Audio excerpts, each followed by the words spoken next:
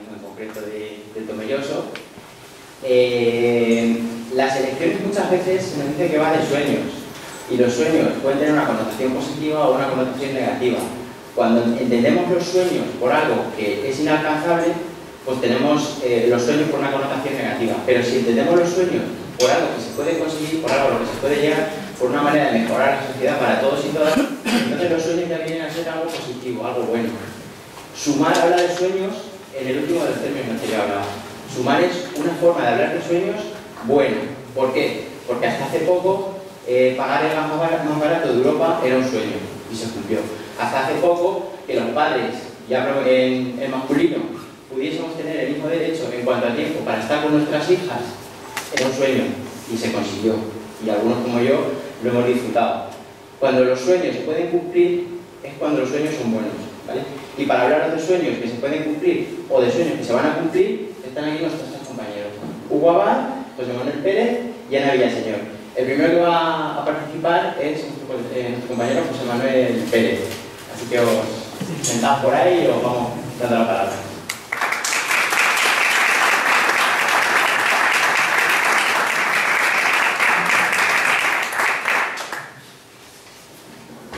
Hola, muchas gracias. Soy José Manuel Pérez, soy de la Universidad de Calatrava, la que estamos ahí al lado de Puerto Llano.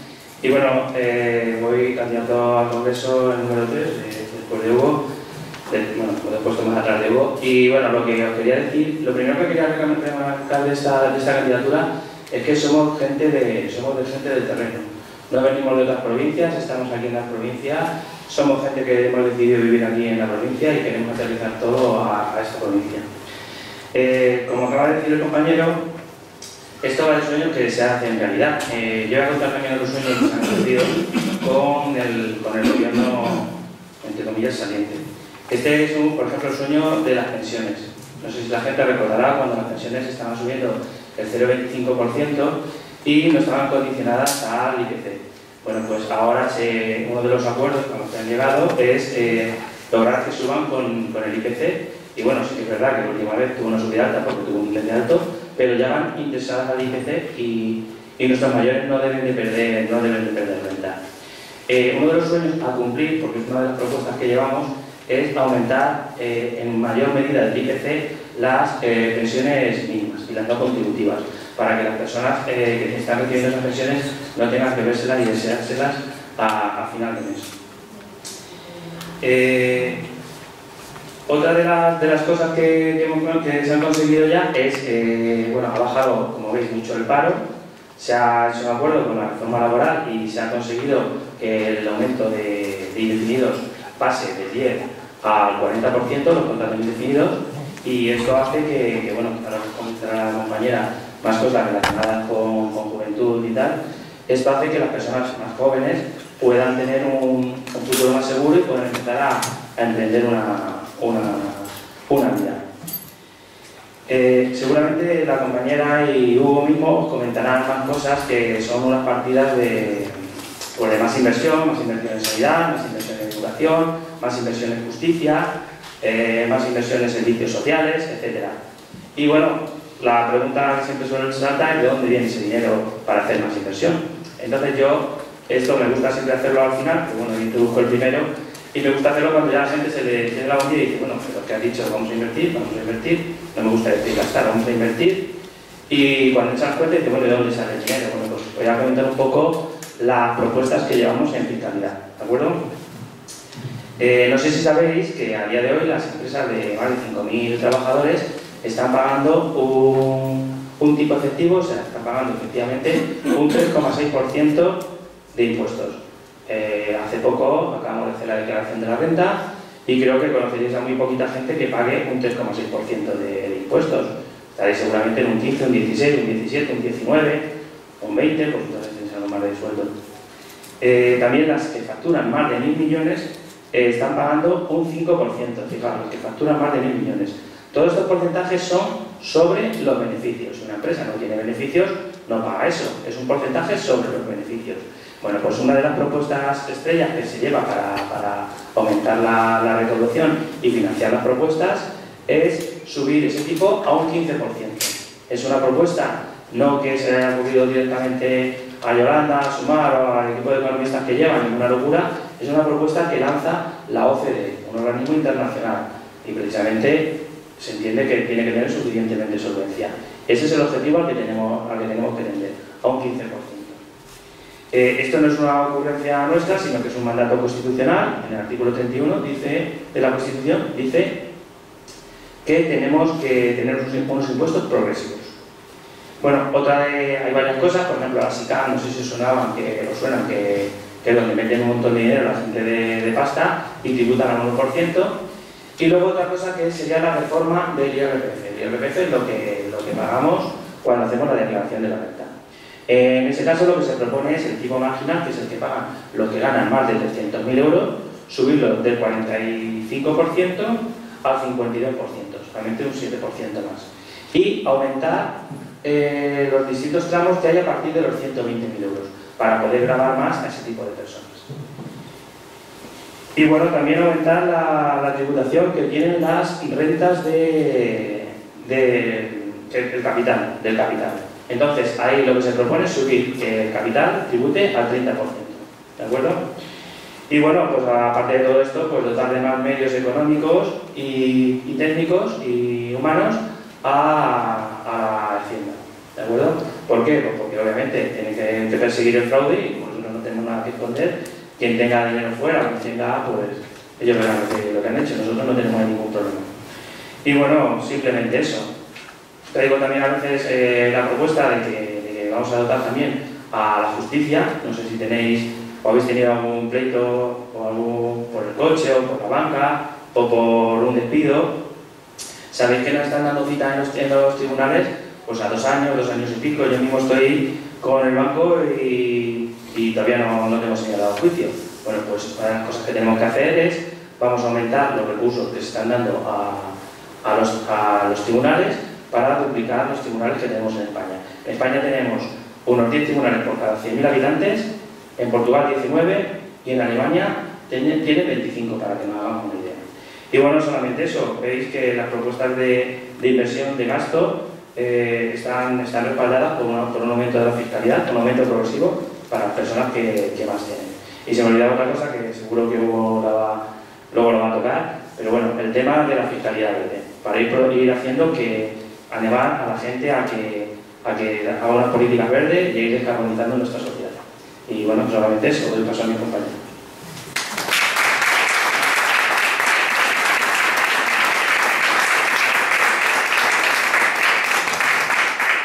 Bueno, se me ha pasado a decir que José Manuel es el número 2 en Congreso.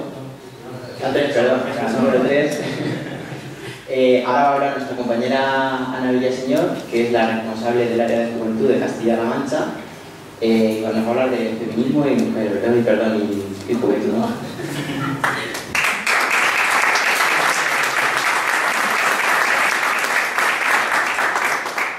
Bueno, buenos días a todos y a todas. Es un placer estar aquí. Yo sé que además que soy compañera de Quintanar de la Orden, pues bueno, pues está siempre bien visitar a nuestros pueblos de alrededor. Con mi intervención yo quería hacer un poco una reflexión sobre la juventud y nuestros pueblos. Durante estos días que han estado pasando bastantes cosas con los gobiernos nuevos del Partido Popular y de Vox en nuestros pueblos, ha pasado que han estado eliminando, por ejemplo, toda la visibilidad del colectivo LGTBIQ+, y que, por ejemplo, también han sustituido las concejalías de igualdad por supuestas concejalías de familia. Y claro, cuando nos preguntamos por qué la juventud se va de nuestros pueblos, estos detalles también marcan una diferencia. No solamente pesa el factor económico, que obviamente que no podamos desarrollar nuestro proyecto de vida es claramente un factor clave para tener que irnos o bien al extranjero o bien a otra comunidad autónoma a buscarnos la vida, sino que también lo simbólico y lo cultural pesa mucho, porque si no vemos un futuro, ni siquiera económico, pero tampoco social, en el que sintamos que nos podemos seguir desarrollando, claro que nos queremos ir de nuestros pueblos. Mi generación nació con una cultura democrática bastante firme, ¿no? Bastante asentada. Y hay cosas que de hecho a día de hoy nos cuestionábamos, como era el matrimonio homosexual, como era que el colectivo LGTBIQ+ no es una enfermedad, o que la violencia de género y machista existía y nos mata. Estos días hemos estado viendo efectivamente lo que comentaba, la retirada de esas banderas, la invisibilización de la violencia de género y hasta algunos se atrevían a decir que había divorcios duros, no sé si lo recordáis. Esto hace que me pregunte, ¿cómo vamos a querer quedarnos viviendo en el pasado? Que es lo que actualmente quieren que hagamos. La gente joven tiene ganas de futuro y eso para mí es sumar. Sin oportunidades de vida, sin servicios públicos en nuestros pueblos y con gobiernos que se están transportando básicamente 100 años atrás, es imposible que nos queramos quedar a vivir aquí. Para mí hay 3 grandes disputas de las que hoy quiero hablar con vosotras. Una de ellas es la igualdad de oportunidades real. La otra es el tiempo y el tiempo de trabajo y qué pasa con todo el tema laboral, ¿no? Y por último la crisis climática, algo que nos va a afectar especialmente a las más jóvenes. En cuanto a la igualdad de oportunidades, a mí me gustaría decir que ya está bien que las jóvenes tengamos que decidir entre si queremos comer o si queremos estudiar. Porque esto yo lo he visto en mi carrera. Yo he visto como una persona se iba todos los días desde su pueblo a Madrid, ida y vuelta todos los días, porque no podía pagarse un piso en Madrid clarísimamente. Y además, a pesar de todo ese esfuerzo, se pensaba que a lo mejor había un día que no podía pagar la matrícula. Y entonces tenía que decidir efectivamente si comer o estudiar. La herencia universal que se propone desde Sumar no es baladí, es una cosa de reequilibrar la balanza social y un mecanismo de redistribución que hace que al menos podamos acercarnos un poco y reducir la brecha y la distancia que hay entre los que más tienen y los que menos. Y algunos se atreven a decir que esto es imposible y que no vamos a poder. Y yo más bien me gustaría llamarlo que creo que es falta de voluntad política. Porque lo que no puede ser es que los beneficios empresariales suban, pero lo de pagar impuestos ya sea así eso, pues para otro día. Que paguen, que se dejen de paraísos fiscales y de escaquearse de pagar los impuestos, porque su riqueza es nuestra pobreza, y si lo hicieran, a lo mejor mecanismos como este nos ayudarían a salir adelante a las más jóvenes y a tener un proyecto de vida. Por otra parte, me gustaría hablar del tiempo y del tiempo de trabajo. A nosotras, las jóvenes, nos han denominado como la generación de cristal. Sin embargo, creo que nos tendrán que llamar más bien como la generación de diamante, porque hemos estado soportando crisis tras crisis, pandemias y unas condiciones laborales deplorables. De hecho, hemos soportado la mayor temporalidad en este país. Queremos trabajar menos y vivir más. Y esta es una propuesta clara, por una cuestión de salud mental y porque no podemos estar viviendo para trabajar constantemente. Pero esto no puede implicar reducción salarial. Ahora, no sé si lo habéis visto, pero el Círculo de Empresarios ha propuesto que la jubilación sea a los 72 años. Esto es una vergüenza. Es una vergüenza porque, para empezar, probablemente no se hayan subido nunca a un andamio, no hayan ido nunca a un supermercado a reponer y a coger peso. No han hecho nada de eso, pero además es que tampoco están pensando en las más jóvenes, porque esta medida solo retrasaría nuestra entrada al mercado laboral. Y esto es lo que está proponiendo el Círculo de Empresarios. Claramente, por decirlo bien claro, solo piensan en sus culos. Nos están robando y nos roban nuestro dinero y nuestro tiempo. Y la juventud estamos hartas y estamos cansadas, y por eso no tenemos expectativas de futuro. Estamos hartas de ser las vulnerables y de tener que tragarnos sapos y culebras de forma constante para intentar tener un mísero proyecto de vida, que es a lo que deberíamos tener derecho, a poder emanciparnos, a tener un trabajo digno, un salario digno y, en definitiva, a hacer lo que nos dé la gana. La reforma laboral nos ha dado estabilidad y creo que todas lo hemos podido notar. De hecho, especialmente la juventud es quien más contratos indefinidos está firmando en España, pero está claro que esto no es suficiente. Por eso Sumar sigue avanzando y por eso propone que haya una subida del salario mínimo interprofesional.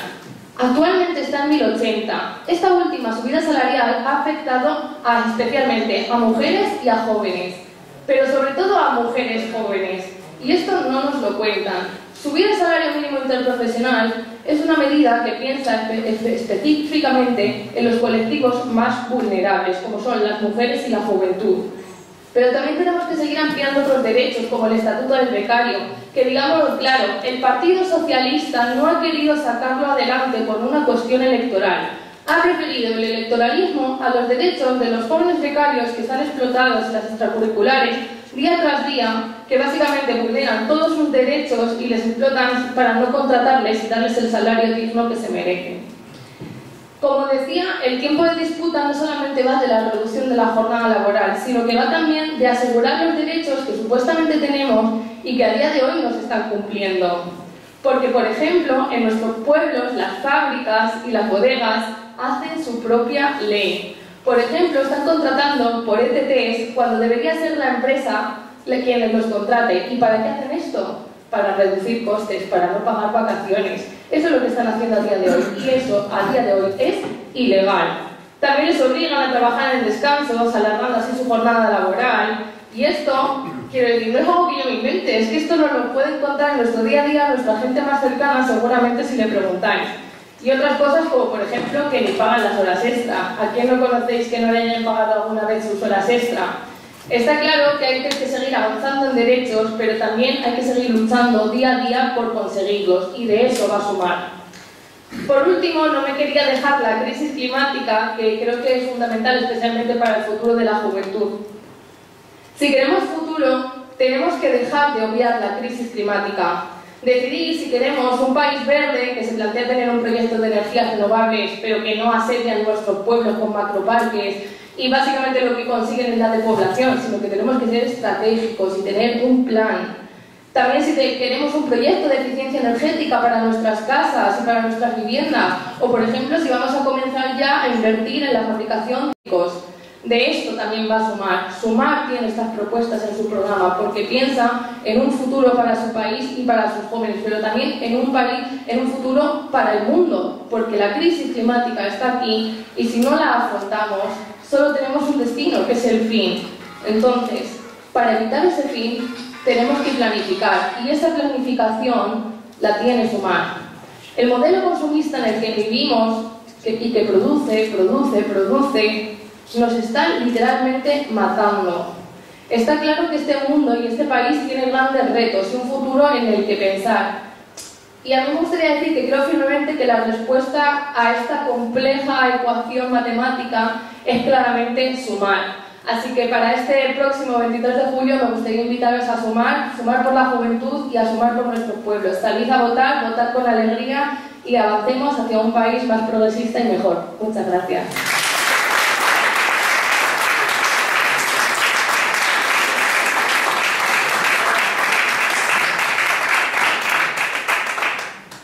Bueno, y el acto lo va a cerrar el candidato número 1 al Congreso por Ciudad Real, el vecino y compañero Hugo Abad.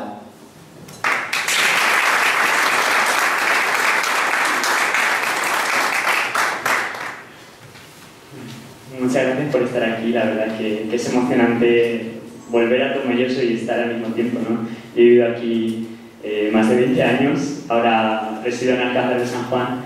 Pero para mí creo que en esta comarca compartimos una serie de problemas que se ven muy claros y que han descrito mis compañeros y compañeras con mucha claridad. Problemas que no se resuelven, no se van a resolver de un día a otro, que requieren de una estrategia, de una mirada política a largo plazo y de hacer política desde el territorio, como decía José Manuel al inicio de todo. Somos una candidatura que tiene propuestas para la provincia. No solo aspiramos a llegar para que el grupo parlamentario de Sumar crezca y consigamos revalidar el gobierno de coalición y lo hagamos con más fuerza de la que ya hay, para que las medidas que queríamos, que queremos, que se quieran impulsar, lleguen con fuerza, sino que también estamos trayendo propuestas concretas desde el territorio, que es lo que nos hace fuertes como candidatura a nivel provincial. Mencionaba ante los medios una propuesta que muchos y muchas ya conocéis, que es vertebrar mejor el territorio, y vertebrar mejor el territorio quiere decir tren en Tomelloso. Quiere decir ponernos en un escenario de planificación de 5 o 10 años en el cual podamos ver nuestro pueblo, nuestra comarca conectada, y no solo conectada, sino bien conectada, electrificando las vías que requieren electrificación y moviéndolo por energías renovables. Es la visión de Sumar, conseguir que haya una visión estratégica, como decía Ana, para los territorios, para cada lugar. Y bueno, y creo que estamos de alguna forma trayendo todo esto al debate público en un lugar en el cual estamos haciendo una doble tarea. Por un lado, estamos trayendo propuestas concretas y por otro estamos activando a mucha gente a hablar y a escucharla. Creo que esta es otra labor que tiene la política, que a veces se olvida. Parece que solo tenemos que presentar el programa, pero este programa ya en sí es fruto de un diálogo muy grande y ese diálogo continúa en esta campaña. No se nos olvida que este diálogo está aquí en todos los lugares que estamos recorriendo a lo largo de esta campaña. Y si vemos las últimas encuestas, hoy es el último día en el cual se pueden publicar de forma oficial, vemos una tendencia muy clara de que Sumar es la única fuerza que está en crecimiento en este momento y vemos como el Partido Socialista efectivamente ha tocado techo en esas encuestas. Tenemos la responsabilidad de cara al 23 de julio de seguir empujando para que Sumar en todo el Estado español consiga esos escaños decisivos y que no los obtenga la derecha, la extrema derecha, para que haya una mayoría de progreso en España. Estamos en esa doble tarea, ¿no? En la tarea de un marco general, nacional, de la responsabilidad que tenemos en este momento, y en la tarea también de traer políticas que sean útiles para la comarca, para la provincia y para lo local. Y me gustaría destacar aquí dos cuestiones, una de ellas también la he mencionado a lo largo de la rueda de prensa, que es la cultura. Estamos en la Casa de la Cultura y creo que es importante, a lo largo de esta campaña hemos ido dando algunas pinceladas de la política de cultura, pero hoy me gustaría aquí detenerme un poco más. Y es que vemos como en algunos ayuntamientos se está produciendo algo impensable que desde la transición pues dábamos ya por hecho que había un consenso social en la libertad de producción y creación artística. Dábamos por hecho que una persona puede expresarse libremente, que los artistas y las artistas pueden dar lugar a obras de arte de todo tipo, a teatro, a obras literarias que no tengan que pasar una censura, y hoy hemos visto lo contrario en algunos ayuntamientos gobernados por la extrema derecha. Ante ello, frente a esta censura, desde Sumar vemos que la cultura es no solo un espectáculo, sino que es una política social y transformadora, una herramienta que nos permite imaginar nuevos horizontes hacia los que ir. Es ese alimento del alma que necesitamos y debe ser también un derecho básico, al igual que lo es el acceso a la educación, el acceso a la sanidad, el acceso al transporte asequible, el acceso a la vivienda, al agua, que también debe ser de gestión pública, tenemos también ahí un gran recorrido. Es un derecho social más la cultura, tenemos que abogar por ello, y en un lugar como Tomelloso, un lugar donde tenemos no solo nuestras figuras más destacadas, ¿no?, en el mundo de la pintura o de la poesía, sino en general todas las personas que están haciendo cultura desde las asociaciones, desde el teatro de barrio, desde el día a día. Esa es la cultura que nutre la democracia, eso es lo que queremos ensanchar y a lo que tiene miedo la derecha, que nos reunamos, a que nos juntemos y a que sigamos ampliando el marco democrático que nos permite imaginar también otras políticas sociales, otras políticas ecológicas, otra forma de relacionarnos entre nosotros. Y de esto va a Sumar, de imaginar otro mundo y de hacerlo realidad. Como decía Ismael, los sueños son sueños cuando empiezan a hacerse realidad, y cuando los estamos construyendo ya desde hace 4 años con un Ministerio de Trabajo que ha cumplido sueños impensables, ¿no? Ha cumplido sueños de dignificar no solo el trabajo en general, sino también los trabajos de cuidados, hablar de que las trabajadoras del hogar también tienen derechos, hablar de que los riders también tienen derechos, ampliar el horizonte de lo que consideramos posible y que, por desgracia, después de la crisis de 2008, pues hemos tenido que remontar lo que se consideraba de consenso social. La cultura en todo ello, en esta remontada cultural y en esta remontada social, es la base, y por eso, estando en un espacio como este, en la Casa de la Cultura, sentí importante traerlo hoy aquí. Hay que seguir avanzando en el Estatuto del Artista, hay que seguir favoreciendo espacios de creación en los municipios y hay que seguir haciendo de la cultura un eje transversal, conectándolo mucho mejor también con la educación. Que no haya esa distancia que vemos entre también actividades formativas fuera del aula y cuando estamos en los centros educativos de primaria, secundaria, y por supuesto igualar, equiparar las enseñanzas superiores artísticas al resto de enseñanzas, que todavía tiene una desigualdad estructural muy importante que tenemos que paliar y que tenemos que avanzar hacia otra forma de entender la cultura de la educación. Otro aspecto clave que quería traer aquí es, por supuesto, la conexión de la que ya he hablado, ¿no?, también entre personas, no solo a través del transporte, sino también la conexión de ideas en una comarca en la cual necesitamos más espacios de participación más allá del municipio y necesitamos nuevos cauces de participación democrática. Aquí tiene que ver mucho el mundo económico, un mundo que pensamos que no puede democratizarse, pero que hay que dar pasos clave para que la voz de las personas trabajadoras, los trabajadores, tengan realmente una mayor presencia en los lugares donde pasa la mayor parte de su vida, ¿no?, que son los espacios laborales. no solo en la administración pública, también en pymes, también dar otra capacidad a autónomos y autónomas a través de un instituto que se propone el programa, un instituto para agregar esas demandas y esas dificultades de autónomos y autónomas, también llevarlos al debate público por cauces mucho más sencillos. Es decir, queremos ensanchar el diálogo para llegar a propuestas mucho más certeras que vayan al problema real que afrontamos en todos los campos. Y hoy estamos aquí para decir también un no muy claro a lo que no queremos. Creo que esto lo compartimos todos y todas aquí. Un no y frenar a lo que no queremos y además decir muchos síes. Muchos síes que son los de nuestro programa de Sumar. Un sí a cuidar del acuífero 23, los acuíferos que están bajo nuestros pies, a cuidar de las lagunas de Ribera. El otro día estuve en las tablas de Deniel también viendo la situación crítica a la que se encuentran. Solo hay un 5% de la superficie encharcada. Y realmente pues no hay un proyecto viable si no se mira la causa profunda en lugar de hacer trasvases. La causa profunda es que se está usando más agua de la que hay. ¿Y cómo hacemos? ¿Cómo acompañamos a todo el sector productivo, a todos los agricultores y agricultoras en este cambio necesario para no engañar y decir que se puede seguir aumentando el regadío cuando lo que hay que hacer es acompañar a todos los agricultores y agricultoras a hacer una transición justa que les acompañe y haga posible que transitemos hacia modelos agroalimentarios que hagan un uso del agua acorde a la disponibilidad real. Esto pasa también por empezar a recuperar espacios como el mercado local de abastos, que por desgracia, yo lo siento así, al ver la reforma que se ha hecho, no conduce realmente a la esencia, a lo que debería ser un mercado de abastos, que es un lugar donde los productores cercanos y productoras puedan llevar sus alimentos para venderse en cadenas cortas de consumo, ¿no? Y no seguir reproduciendo el privilegio de quien tiene dinero para ofrecer esa oferta de productos se ponga ahí en un primer plano. Queremos recuperar espacios vitales como los mercados de abastos, plazas públicas, también utilizar los edificios públicos, darle nueva vida para la vida social en Tomelloso. Yo lo siento muy de cerca, ¿no? Que cualquier momento de participación pasa unos trámites administrativos que te pueden desgastar mucho en ese proceso. Entonces, ¿cómo facilitar y poner en un primer plano a la gente, ¿no? De eso es lo que va a Sumar, ¿no? Poner a la gente y a sus necesidades por delante de lo abstracto, por delante del interés de unas pocas personas que ni siquiera están aquí, ¿no? ¿Cómo poner al servicio la economía de las personas?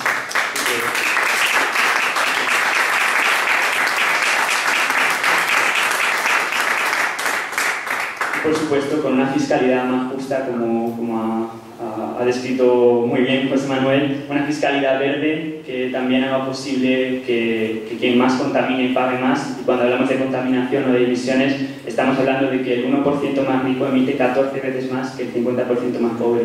Hay una injusticia climática tremenda.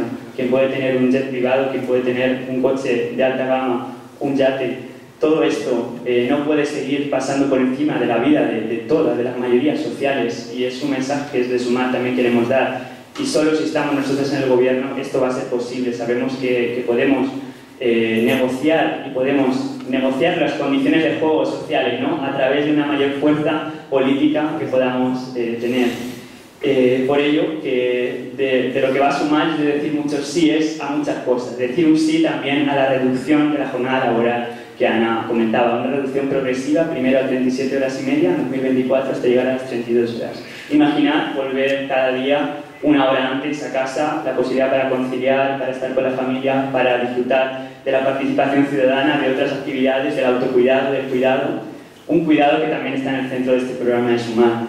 Decir un sí también a seguir ampliando los servicios públicos y que contemos en atención primaria con fisioterapia, con terapia bucodental, con terapia ocupacional, también con todo lo relacionado con la salud mental. Necesitamos un plan de choque claro y la juventud lo tiene muy claro porque se está viviendo muy de cerca y todos los sectores después de la pandemia que hay que hacer un plan de choque fuerte en este sentido, con una revolución de los cuidados y la salud mental. Y también, bueno, hemos hablado de pensiones, hemos hablado de salario mínimo interprofesional y también me gustaría detenerme finalmente en vivienda. Vivienda que no es solo un problema en grandes ciudades. En ciudades medianas como esta, en Tomelloso, en Alcázar de San Juan, Valdepeñas, hay problemas reales de acceso a la vivienda. Cuando una persona le da un empleo, el primer problema que le viene a la mente es ¿y dónde vivo? Y no solo ¿y dónde vivo?, sino ¿y dónde vivo con dignidad y me puedo emancipar y tengo autonomía? Y esa vivienda está aislada correctamente para las horas de calor. Eso ya es otro paso más. Proponemos dos cosas muy importantes. Una de ellas, crear un parque de vivienda pública progresivamente, para que realmente haya una oferta acorde a la demanda que van a tener las personas jóvenes y las personas en general, de la demanda que hay a nivel social para los próximos años, hasta llegar a 2 millones de viviendas en 10 años. Este programa también va más allá de los 4 años, como veis, porque tenemos una mirada estratégica. Y por otro lado, rehabilitar viviendas. Medio millón de viviendas rehabilitadas cada año para conseguir no solo reducir el uso de la energía, sino mejorar la salud de las personas que viven en las viviendas. Las viviendas no están preparadas para estas olas de calor que estamos viviendo. Necesitamos también políticas urbanas de mayor arbolado y sombra, pero el primer paso es eso.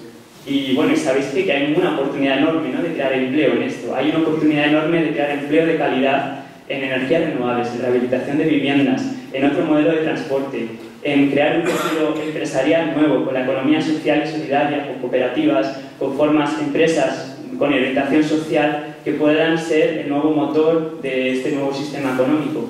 Entonces, quería acabar con esta idea de vivienda en cuanto al programa, pero más allá del programa, que creo que hemos venido hablando del programa a lo largo de esta campaña, también vengo aquí simplemente para dirigirme a todos vosotros y vosotras y daros las gracias por lo que estamos haciendo, porque en un contexto que no es nada sencillo, en un adelanto electoral desde las municipales y autonómicas, en ver que en nuestros ayuntamientos llegan fuerzas políticas que para nada queremos y que para nada compartimos la forma en la que están gestionando, la forma en la que están, por ejemplo, bueno, en el caso de las Islas Baleares, con la eliminación directa de la Consejería de Igualdad y Medio Ambiente. ¿Cómo vamos a atender problemas reales, sociales, como es la violencia machista y el cambio climático, si no los hacemos palpables en un sistema de gobierno, ¿no? Si no damos ese paso, ¿cómo vamos a atender? Entonces, ante quienes niegan la realidad, lo que intenta hacer Sumar es traer esa realidad y a partir de ahí, desde la inteligencia colectiva que tenemos y desde este programa de 200 páginas, con más de 1000 personas que han participado de la sociedad civil, lograr llevar esto al gobierno de España con mucha más fuerza que estos últimos 4 años, desde Ciudad Real, con mi compromiso por llevar al Congreso y estar hasta el último día haciendo esta campaña para que lo consigamos. Y os digo que estamos en el camino y que vamos a seguir estos días que quedan dándolo todo aquí en la provincia y transmitiendo no solo el programa, sino también la ilusión de que la gente se puede volver a acercar e ilusionar con la política. Que es otro mensaje clave que queremos dar, que se puede recuperar la esperanza en que la política puede ser útil y que se puede recuperar la confianza en que hay personas que van a representarles, que no estamos aquí para cubrir nuestros privilegios, que somos un eslabón más para traer la voz de las mayorías sociales y para hacer cambios históricos que nos pide el momento de crisis climática, el momento de crisis de cuidados y de crisis social que afrontamos. Por eso os pido a todos y todas, y que trascienda de esta sala, por favor, que el voto para Sumar es un voto decisivo el próximo 23 de julio. Muchas gracias.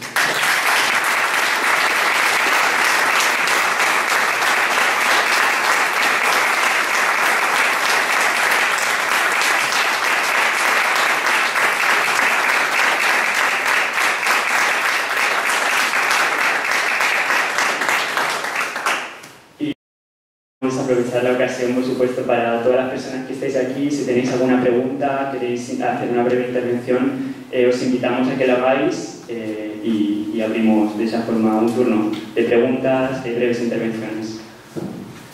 Aquí. Por ahí. ¿Quieres decirnos?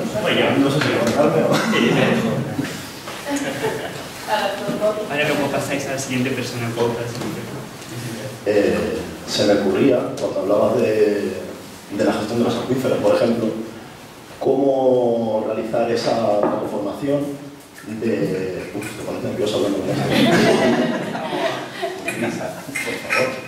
¿Cómo realizar esa transformación, sobre todo cuando los pequeños agricultores están pasando por dificultades económicas? Creo que en este pueblo tenemos, no lo tengo muy estudiado, pero creo que tenemos suerte de tener la cooperativa que tenemos, la cual puede ejercer cierta presión. Yo creo que los modelos de cooperativas serían muy importantes en un desarrollo futuro. Pero cómo realizar esa transformación hacia un modelo más sostenible, utilizando menos agua, con la inversión que eso requeriría, mientras que al mismo tiempo tienes ciertos problemas económicos en muchos pequeños agricultores. Creo que se escucha poquito. Sí, vale. ¿Cómo es tu nombre? Pablo. Pablo. Vale, gracias, Pablo. Sí, es una pregunta buenísima y de hecho creo que es algo que estamos intentando también profundizar en esta campaña, por lo que abogamos no es un cambio de un día a otro, no es decirle a un agricultor que tiene regadío que tiene que desmantelar de un día a otro de eso. y que no es su culpa que esté ocurriendo este ajuste y estos problemas que está viendo, que también vemos con las plagas que está viendo, ¿no? Por el desequilibrio en la biodiversidad, sino que el primer paso a dar desde Sumar, y su mensaje claro es, en este proceso de transición que tenemos que hacer hacia una economía que no solo cuide del medio, sino que también cuide a las personas, porque estamos hablando de que tenemos cadenas alimentarias que también están ya contaminadas por el uso de décadas y décadas de pesticidas, fertilizantes, que son derivados del petróleo.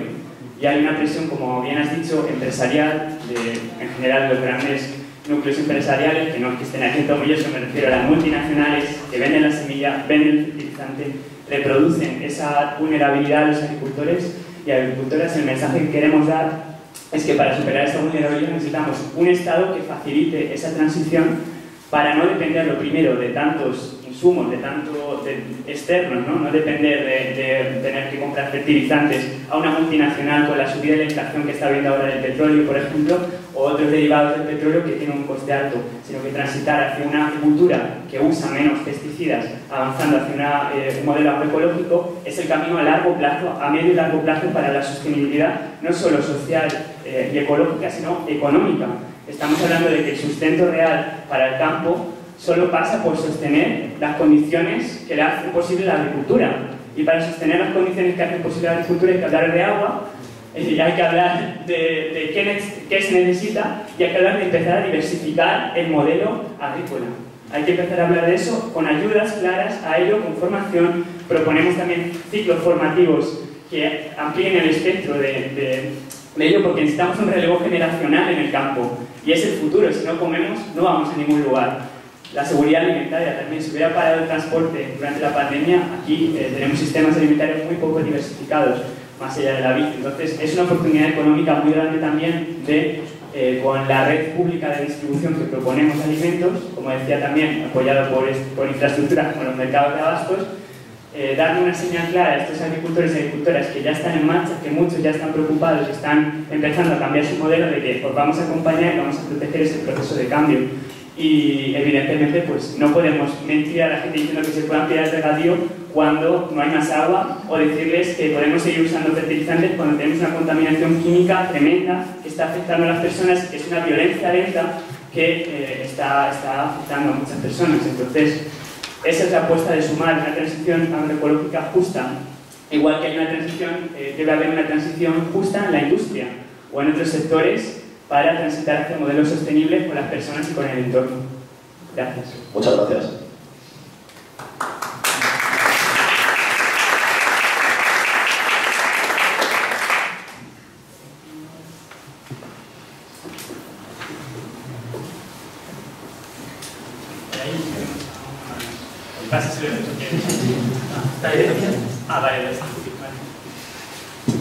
Buenos días. Yo quería hablar hoy de ciclismo. Sí, hay un ciclista que se llamaba Guido Mader, que corrió la Vuelta a España en 2021 y 2022 y desgraciadamente se mató hace 3 semanas en la Vuelta a Suiza. Este ciclista en la Vuelta 2021 a España se hizo un reto: donaría 1 euro por cada ciclista al que superara en cada etapa de la línea de meta, y ese dinero iría dirigido a reforestación en África. Como se mató, su compañero Pello Bilbao, que todos habéis oído hablar de él, ha hecho otro reto distinto, y es que por cada ciclista que pase detrás de él dará 1 euro para reforestar su tierra, terrenos baldíos en Guernica, de Guernica. Esto es una demostración de cómo la gente joven puede comprometerse a luchar contra el cambio climático con ideas interesantes. ¿Os imagináis que Carlos Alcaraz donara 1 euro por cada raquetazo que da en Roland Garros? Pues tendremos que decírselo, donar 1 euro para luchar contra el cambio climático. Y esta es la parte positiva, y la otra parte que yo quería decir es que vienen 10 años muy duros, muy duros. No lo digo yo, lo dice Jean Pisani-Ferry, que es un economista que asesoró a Macron en 2017, o sea, poco sospechoso de él. Y dice que van a hacer falta en Francia 70.000 millones de euros anuales para readaptar las empresas, readaptar la agricultura, renovar la renovación energética. Bueno, pues Jean Pisani-Ferry, economista neoliberal, junto con la inspectora general de finanzas de Francia, que es un poco como la segunda después del ministro de Economía, propone que ese dinero salga del impuesto a las grandes fortunas. Exactamente lo mismo que está proponiendo Sumar con respecto a la herencia universal. Y en Francia se propone otra cosa, y es la herencia limitada. Nadie puede heredar más de 200.000 euros. El resto del dinero debe pasar al Estado para financiar el cambio climático, la lucha, la mitigación contra el cambio climático. Entonces, no es una cosa de cuatro locos de Sumar. Exigir que los ricos ganen menos, que consuman menos y por tanto que emitan menos gases es bueno. Cuanto menos dinero tengan, menos emitirán, sin que nadie les toque sus propiedades, etcétera, etcétera, etcétera. Pero hay que decirlo claramente, los que más ganan, los más ricos, tienen que aflojar la pasta. Y bueno, quería preguntarte, Hugo, por si vas a mencionar o no, que no estás pidiendo el tren para Tomelloso, ¿no?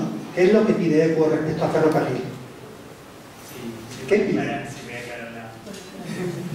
Sí, claro, hoy porque estamos aquí, pero al igual que el otro día estuve en Puerto Llano, en Ciudad Real, y defendía un modelo que en lugar de los AVAN y la alta velocidad, fue un modelo de media distancia, cercano, que vertebre el territorio, priorizando los municipios de más de 10.000 habitantes. Sí, por supuesto. O sea que, gracias por la aclaración. Sí, es verdad, defendemos ese modelo. Y bueno, quería, si quieres le digo lo de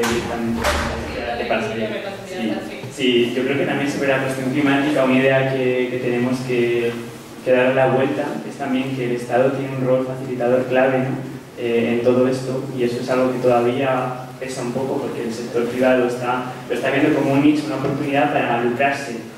Y desde Sumar también hablamos de una estrategia para evitar el lavado verde, el greenwashing, que fuera concertada a nivel estatal para de esta forma evitar pues, el fraude cuando una empresa, sobre todo el oligopolio energético, grandes empresas, invierten en renovables, ponen macroparques normalmente renovables, pero al mismo tiempo siguen invirtiendo en combustibles fósiles. Eso es engañar, ¿no? Y estás dando el mensaje de que estás transitando hacia renovables. Entonces, es verdad que puede haber personas a título individual que estén dando esas primeras señas de hay que encaminarse a eso, igual que también recuerdo el caso de un conductor de Fórmula 1, un piloto de Fórmula 1, no recuerdo quién, pero que dejó también por su preocupación climática de correr.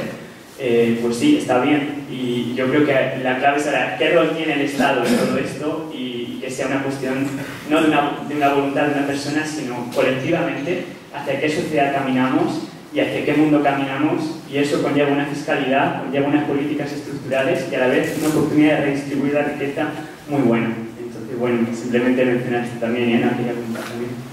Yo iba a ir por el mismo camino, que yo creo totalmente, en esto estamos de la mano.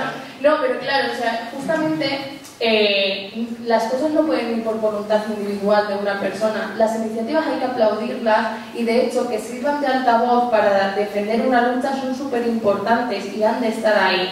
Pero la recolección de dinero para tomar medidas no puede depender de acciones individuales. Tiene que haber un gobierno con un plan, con una estrategia que decida qué cosas hay que hacer. Entonces, si hay que reforestar, tiene que depender de un gobierno que diga que lo que nos está pasando en España es que la desertificación está viniendo desde abajo hacia arriba, ¿no? Y que tenemos ya dunas gigantescas que vienen avanzando y avanzando y avanzando y no estamos haciendo nada por impedirlo, ¿no? Eso por un lado. Y luego, por otra parte, o sea, justamente lo de la fiscalidad es que es súper importante. Y los impuestos, como comentaba antes, a las grandes empresas son fundamentales. Lo que estamos haciendo a día de hoy es freír a las pymes con que paguen impuestos, básicamente, y sin embargo las grandes empresas, las multinacionales, pagan muchísimos menos impuestos que las más pequeñas. Esto no es justo y además incumple la Constitución, porque la Constitución habla de que tiene que ser distributivo y que por tanto tiene que ser justo, y esto no se está cumpliendo. Entonces, si atajamos por ahí y hacemos que los que más tienen más paguen, también podremos tomar este tipo de medidas. Otra de las cosas que pasan y que a veces no se conoce es que incluso entre países se compran cuánta cantidad de CO2, por ejemplo, puedes producir. Y se le está comprando a África, impidiéndole su desarrollo como país y luego además aprovechando, como tú no consumes lo suficiente, pues yo te lo compro a ti para que yo pueda producir más. Esto es una vergüenza, porque básicamente estamos explotando a los países de siempre del sur de Europa y del sur en general, y sin embargo nos estamos aquí nutriendo, creciendo los 4 gatos de siempre, que son los ricos, porque nosotros no vemos básicamente ni un euro, y además estamos incrementando toda la contaminación y produciendo sin ningún tipo de plan ni de estrategia. Al final, todas las preguntas que habéis hecho corresponden a que de una vez se sienten y haya una estrategia clara, pero por otra parte tiene que haber conciencia ciudadana. Y muchas de las veces se propone en las asambleas ciudadanas del tema del clima que esto parece baladí, pero en realidad lo que estamos haciendo es, por una parte, informar a la población y por otra parte también preguntarles ¿cómo lo veis vosotros? Porque si no involucramos al total de la población civil, lo que estamos haciendo es tomar medidas a lo loco sin conocer probablemente muchos detalles. Entonces, incluso con el tema de los acuíferos y tal, es importante planificar, pero para planificar no solamente tiene que haber un gobierno a la cabeza que toma decisiones, tiene que democratizar las decisiones y contar con la gente y montar esas asambleas y distribuir la información, y una vez informas y demás, puedes hacer cosas y medidas políticas mucho más colectivas. Entonces, para mí esto es lo importante, pero sin duda que los ricos paguen, que ya está bien de una vez, y luego que se pongan y se sienten sobre la mesa que no viene el cambio climático y que las iniciativas individuales hay que aplaudirlas y es importante que estén ahí como altavoz y como presión social, pero sin duda los gobiernos tienen que ponerse de una vez las manos a la obra.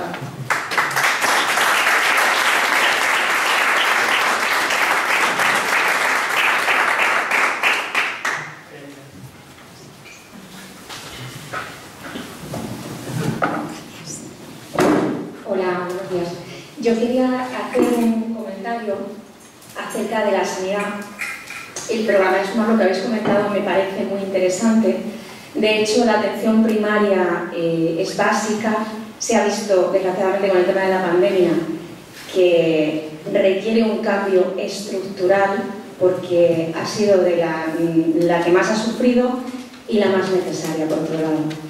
Pero creo que hace falta pasar por el compromiso de SUMAR y de las personas que ocupen los escaños en el Congreso de los Diputados a partir del 23 de julio por la sanidad pública. Para la sanidad, para defenderla, hace falta legislar y derogar alguna ley que hay por ahí desde el año 97, en concreto la 15/97, que permite que la sanidad privada entre en juego. De hecho, no sé si os habéis dado cuenta, la gente que sois más jóvenes a lo mejor ya habéis crecido con esto, pero los que somos un poquito más mayores, la sanidad privada hace unos 20-30 años estaba en manos de 4 personas quien se podía permitir eso. Hoy en día, muchísima gente tiene un seguro privado aparte de su seguro público. Muchísima gente que se lo puede permitir o que no se lo puede permitir, pero tiene que renunciar a otras cosas para tenerlo. Porque la sanidad pública está poco a poco desgastándose y muriéndose, básicamente. Hay que hacer políticas valientes, derogar las leyes que impiden que la sanidad pública sea fuerte, y eso depende de las personas que vais a entrar en el Congreso de los Diputados a partir del 23 de julio. A partir de esa derogación de esas leyes y de promover leyes que sean, que blinden la sanidad pública, es cuando se pueden provocar los cambios estructurales para promover la salud. Nos hace falta más especialistas, nos hacen falta más profesionales, pero sobre todo nos hace falta que los ciudadanos entendamos cuáles son las formas de no enfermar, las maneras de proteger nuestra salud, y eso viene de la atención primaria. Con lo cual creo que entra dentro del programa de SUMAR, pero hablar de leyes a veces es un poco árido, pero yo creo que es necesario. Gracias.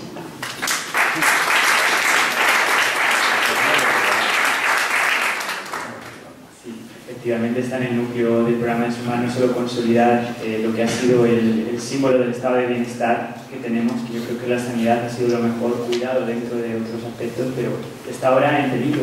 Lo digo porque comunidades autónomas donde gobierna ahora mismo el Partido Popular y Vox, como bueno, en el caso de Madrid, el Partido Popular, se está creando una dualidad clara entre el sistema privado y el sistema público, y se está deteriorando lo público en detrimento de ese sistema. ¿Cuál es ese problema? ¿No? Que las listas de espera son tan grandes, las condiciones laborales empeoran, la atención empeora, entonces, ¿cuál es la salida para alguien que necesita atención médica? Al final están intentando también capturar de alguna forma lo que es un derecho, llevarlo al terreno de la mercancía, de la compra, y eso es una apuesta clarísima de Sumar, que esto no puede pasar, que no podemos ir hacia un modelo dual, y no solo eso, sino que tenemos que revertir, como dices, el 1597 y otra legislación que favorece que esto ocurra. También privatizaciones o externalizaciones que deterioran los servicios, por ejemplo, de las cantinas, en los hospitales, la limpieza, todo el personal que está ahí también parte de ese sistema. Y cuando hablamos de incluir en la atención primaria todos estos servicios, también hablamos de aumentar las plantillas, mejorar las condiciones salariales. También, por ejemplo, de los turnos, no puede haber turnos de 24 horas, hay que ir hacia otros turnos, quizás, que faciliten mucho más la conciliación, ¿no? Pero llevamos también el programa mayor flexibilidad en general con los turnos de enfermeras, médicos, médicas, y también, de alguna forma, que haya una mejor planificación también territorial de la sanidad, un mejor enlace. Hablamos también del territorio de 30 minutos, que es conectar las zonas rurales mucho mejor con la atención primaria. Entonces, por supuesto que no podemos dejar que esto deje de ser un pilar del estado de bienestar, y no solo eso, sino que hay que darle un vuelco a lo público entre lo que está la sanidad. También quería añadir. Sí, vamos a ver. Yo te quería dar dos vertientes. Una personal, yo soy profesor, soy empleado público, estoy en Muface y tengo elegida la sanidad pública, por convencimiento. Mis hijos, sí que es verdad que la mayor vivíamos en Córdoba y era la primera vez y nació por la sanidad privada a través de Muface. Los otros dos los hemos tenido en el hospital público de Puerto Llano, aunque lo mismo no tengo que decir otra cosa. Y soy totalmente defensor de la sanidad pública. O sea, si te vale por ahí mi convencimiento personal, te lo puedo garantizar, porque yo puedo elegir a coste cero estar en la sanidad privada y estar en la sanidad pública. Y estoy en la sanidad pública por convicción, simplemente por convicción. Dicho eso, es verdad que la sanidad cada vez va buscando deteriorarla, como todos los servicios públicos, y de esa manera ir privatizándola. Se abrió la puerta a la privatización al tener la opción de poder tener privatizada o tener, conveniada, digamos, la sanidad. Y de hecho, por ejemplo, el otro día mi mujer fue a Puerto Llano al hospital, tenía un pequeño dolor y tal, a urgencias, y no le podían hacer una ecografía. Total, que se la dieron por la sanidad privada, que me imagino lo que le costaría la ecografía, porque habría que ver la factura que le pasa de lo privado a lo público, pero que encima, para el colmo, la tardó 3 semanas. Encima es que ya ni por ahí tampoco tiramos. Entonces, yo ya te digo, mi madre tenía un Juanete y ya por el dolor la mujer se ha ido de pago, privada, no privada. Juanete, 3.000 euros. Las instalaciones muy bonitas, pero te digo que no tenemos nada que envidiar de los profesionales. Eso en cuestión, para que te puedas creer que es lo que te estoy diciendo. Bueno, yo soy totalmente defensor de sanidad, servicios sociales, educación, eso mínimo público. Yo creo que público, y el que quiera privado, y el que pueda pagarse lo privado, pero concertado no, porque con el dinero de lo público estoy yendo a lo concertado. Pero te quiero, me he bajado, no hablamos de todo en todos los sitios, porque claro, a veces esto es que el programa tiene 180 páginas, pero te voy a dar ahora al final esta tarjeta para que la veas. Mira, una de las propuestas que se llevan del programa es aumentar anualmente medio punto del Producto Interior Bruto hasta igualar el porcentaje promedio de los 10 países que más invierten en sanidad. Obviamente, como sabes, y entiendo que eres profesional de la sanidad, sabrás que, aunque ahora hacemos de golpe, no tenemos médicos, no tenemos ni médicas, no tenemos enfermeros ni enfermeras. Hay una de las propuestas que lleva es ampliar las plazas de formación en medicina, enfermería y psicología en las universidades públicas. Mi hija está estudiando primero de psicología, que además no te digo más.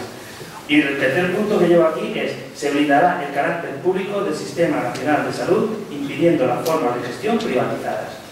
Esto no es un estado en el que no se pueda hacer un negocio privado. Lo que tenemos que evitar es que desde lo público se mande dinero a lo privado, porque ¿qué ocurre? Que es muy bonito, yo digo, no, que resulta que es que aquí tengo un montón de trabajadores que luego los ponen verde a los empleados públicos, y resulta que si esto lo saco a lo privado va muy rápido y me lo ponen muy barato. No te lo ponen tan barato. O si tú pagas 200 euros por una ecografía, tú cuando tienes allí a la persona de rayos, la persona que corresponda, tú ya la tienes pagada. Si ese día le entran 10, como si le entran 15 ecografías, van a costar lo mismo, porque la máquina ya está, la persona ya está pagada y no te va a valer a 200 cada ecografía, más que te tengas que desplazar. Porque si tienes que ir a Ciudad Real, no sé por aquí dónde tenéis las cosas privadas, pero por ejemplo, desde Puerto tienes que ir a Ciudad Real, yo tengo coche, no tengo problema, pero a la persona mayor de un pueblo que le mandan a un sitio a hacerse, ¿qué tiene que hacer? Pues pagarse el taxi o buscar al hijo que le dé la molestia o a la hija que lo acerque, cuando a lo mejor el portero a menos kilómetros tiene que estar. También tenemos lo del territorio de 30 minutos, que es que todo esté mucho más cerca. Por ejemplo, que tengáis aquí el hospital y el otro vuestro hospital, que tenéis en Torriso y de servicio a la comarca. Y no me quiero alargar más. Bueno, como ha dicho Hugo, también no solamente soy los profesionales sanitarios con carrera profesional sanitaria, digamos, bueno, la carrera profesional no la tiene el PAF, ¿verdad? Eso ya sí es cierto. Y si estamos hablando también de la gente de limpieza, de hostelería, no tiene personal, ¿verdad? Pero ahora te dejo si quieres esto, porque es un pequeño resumen, y vas a ver que uno de los puntos concretos es evitar la privatización de la sanidad. Muchas gracias.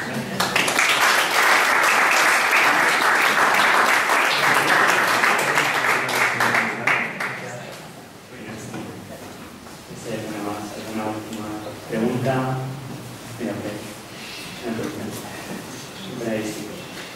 Hola, yo añadiría todo lo que has estado diciendo ahora aquí, contestándole a Maite, añadiría que no nos quieran plantear medidas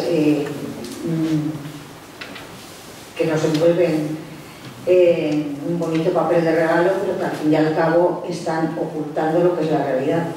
Y me estoy refiriendo a... Hablabas antes de... tenemos las máquinas, tenemos esto, busquemos profesionales. Me estoy refiriendo a las donaciones de aparataje que hubo por un gran empresario. Seguramente con lo que se ahorra en impuestos, remitiéndome a lo que decíais antes, y más lo que se ahorra, y más si se aumentara el impuesto a las grandes empresas, no solo esos aparatos, se podrían comprar muchísimos más aparatos, construir muchos más hospitales, pero claro, nos lo plantean de esta manera y qué bonito queda. Entonces, eso era una puntualización. Y porque me lo han recordado cuando estábamos hablando de este tema. Y también quería hablar de vivienda. Cuando decías que hay que aumentar el parque público de vivienda, que la gente joven no puede acceder, bueno, la problemática de la vivienda, a pesar de que todos los programas de todos los partidos lo llevan, porque todos reconocen que hay un problema de vivienda. Otro tema es cómo se vea ese problema de vivienda, porque para unos el problema de vivienda es la ocupación, para otros el problema de vivienda es la precariedad de la gente que tiene que elegir entre comer o dejar de pagar una hipoteca. Y para otros, pues puede ser que les está aumentando la hipoteca por que están aumentando los intereses, ¿vale? Entonces, cada uno ve el problema de vivienda de forma social, de forma económica, de forma alarmista con lo de los ocupas, porque todos sabemos que eso es mentira. No, yo salgo a comprar y cuando vuelvo no me han ocupado la vivienda, ¿no? No sé si aquí alguien le han intentado ocupar la vivienda. Es que parece que a todos nos han intentado ocupar la vivienda alguna vez en nuestra vida, pues yo no lo noto, yo voy de vacaciones, vuelvo y ahí está mi casa. Vamos, no lo veo un problema tan grave. Entonces, eso que cada uno ve el problema de la vivienda, que lo reconocen, por lo menos no es poco, que dicen, hay un problema de vivienda, pero claro, ¿cuál es el problema? Entonces, cuando hablabas de aumentar, sí que entendería, hablabais antes de vertebrar las ideas en todo vuestro programa con los agentes sociales, entonces sí que, porque se lo deben, después de todo lo que han estado pasando,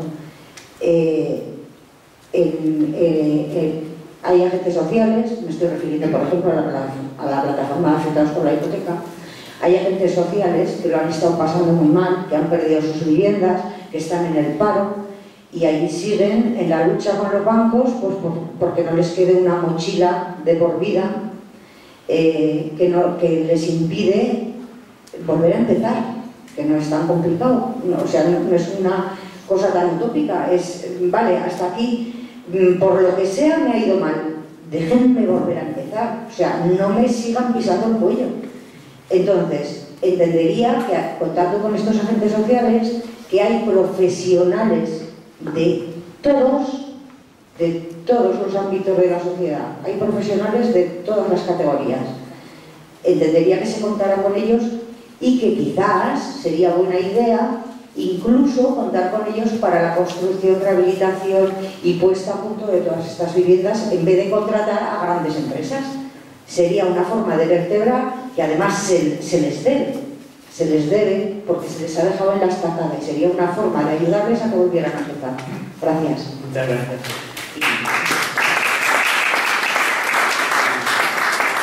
Efectivamente hay un diagnóstico compartido hasta cierto punto porque las estadísticas son las estadísticas, pero el único partido que defiende que la vivienda es un derecho social es Sumar y estamos dispuestos a llevarlo a la última consecuencia. Y si no estamos en el gobierno, veo difícil que la ley de vivienda hubiera salido y ahora hay que desarrollarla y hay que regular alquileres y hay que mejorar las condiciones de habitabilidad. Entonces yo creo que lo que nos diferencia también es que lo reconocemos como un derecho social, contar con un techo y una vivienda digna, no como un bien de mercado. Tenemos el día 20 en Ciudad Real un encuentro con personas de la PA que vamos a estar proyectando la película En los márgenes. Vendrá gente de la PA de Madrid, pasó la información y van a estar ahí algunas compañeras también de Derecho Laboral que trabajan el tema. A la vez tenemos otro acto en Puerto Llano, pero que sentíamos importante que se hiciera este evento. Y también destacar que en la propia conformación del programa han participado todos estos colectivos, o sea que todo esto ya está integrado aquí. Y eso sobre vivienda y sobre sanidad yo creo también es una cuestión de con los recursos que ya hay también cómo hacer una gestión mucho más eficiente y que se aproveche la máquina. Por ejemplo, la maquinaria hospitalaria tiene un coste enorme, cómo aprovechar lo mejor posible lo que ya hay, además de, ¿no? Este es el primer paso que muchas veces hay camino ahí. Así que os doy la palabra también si queréis añadir algo. Solamente un apunte. Sabéis que hay una ley de vivienda que salió aprobada, pero resulta que la competencia, por ejemplo, en la limitación de las zonas tensionadas corresponde a las comunidades autónomas. Entonces, sorprendentemente, pues esto solo se va a llevar a cabo en aquellos sitios que por suerte pues vayan a tener un gobierno progresista. Pero aquí, precisamente, en Castilla-La Mancha, no lo vamos a oler.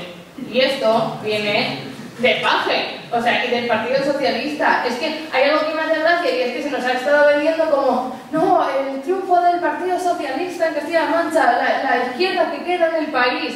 Perdona, pero Paje de izquierda tiene lo que yo de monja, nada, o sea, nada. Y esto hay que decir.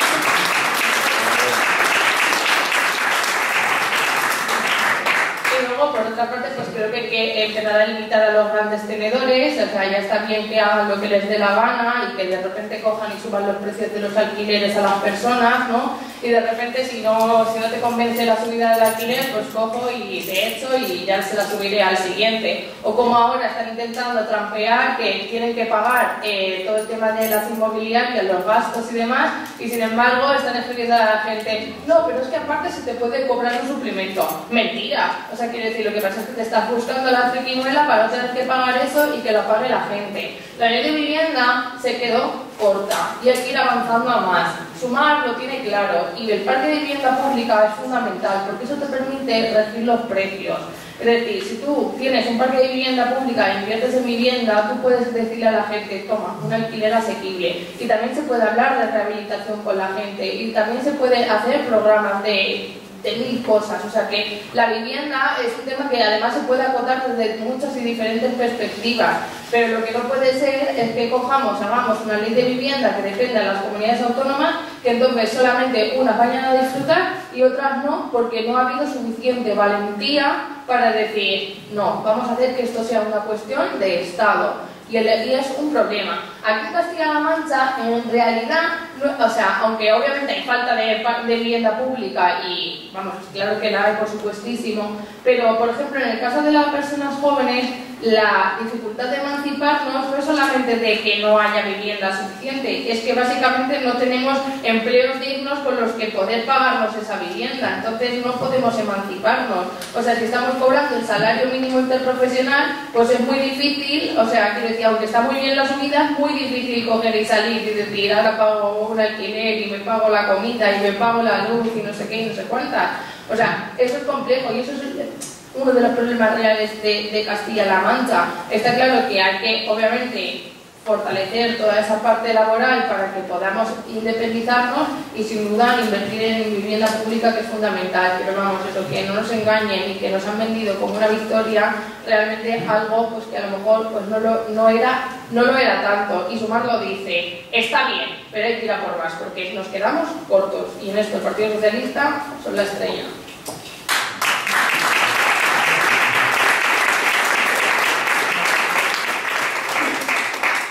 Muy rápidamente, lo que has dicho de las donaciones de los equipos médicos, yo creo que vuelvo a decir lo mismo. No me interesa que esa empresa, esa persona, esté pagando un 3,6% y que según le venga el año, según le guste o según si se casa su hija o no, decida donar o no.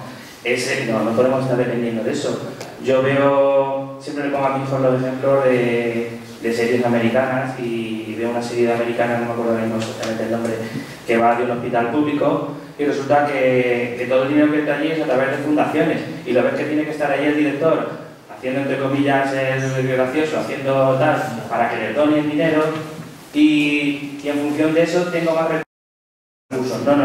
Los recursos tienen que ser los que acordemos entre la mayoría que sale en la mayoría del pueblo que se representará en el Parlamento. Y si el Parlamento dice que en vez de este señor tiene que pagar un 3,6, tiene que pagar un 15, pues pagará un 15% de sus beneficios, de su bolsillo, siempre y todos los años cuando le toque. No, este año me apetece donar una máquina que me supone un 1% de mis ingresos, y el año que viene no me apetece donarla porque me voy a gastar en comprarme una isla y regalárselo a mi hija porque se casa. No, hay que pagar los impuestos que correspondan y a partir de ahí tener una buena financiación, ¿vale? Y luego otro pequeño apunte rápido. Yo he estado montando en Portugal una plataforma de afectados con las cláusulas suelo, no sé si se habrá pillado vosotros con las hipotecas, y sí conozco bien en detalle todo ese tipo de problemática de la gente a la que le quitan la hipoteca y tienen que estar encima, le quitan la casa y encima le tienen que estar luchando porque no se le queda la deuda.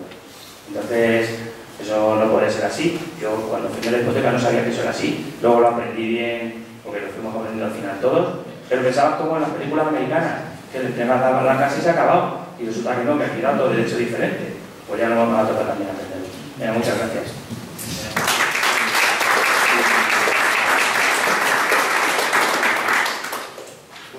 Pues muchas gracias por haber estado compartiendo estos datos, este momento tan bueno de hablar de hacia dónde queremos ir, que es al final lo que puede mover a la gente a votar también el 23 de julio.